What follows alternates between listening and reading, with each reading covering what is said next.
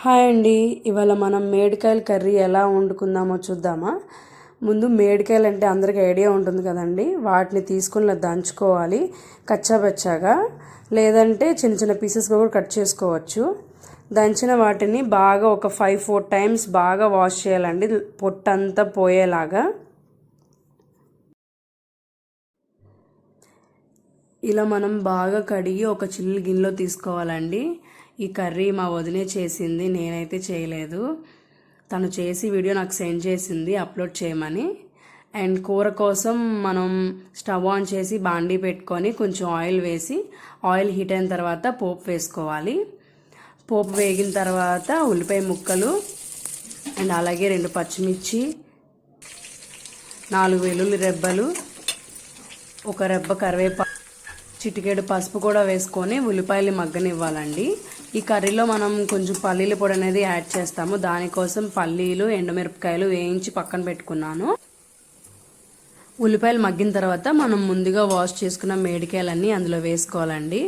కొంతమంది పులుసుల్లా కూడా పెట్టుకుంటారు, చిన్న చిన్న ముక్కల్లాగా కోసుకొని, దొండకాయ ముక్కల్లాగా.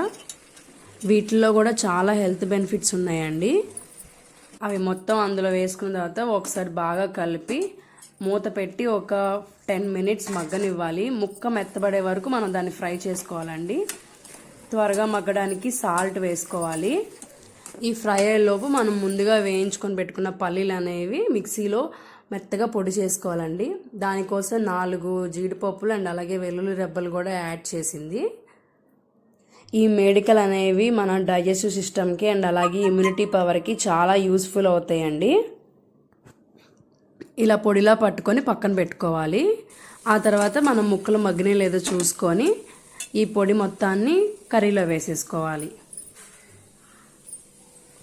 ఈ పొడి వేసిన తర్వాత ఒక 5 మినిట్స్ మగ్గనిస్తే చాలండి, మంచి ఫ్లేవర్ వస్తుంది అండ్ అలాగే చాలా టేస్టీగా ఉంది.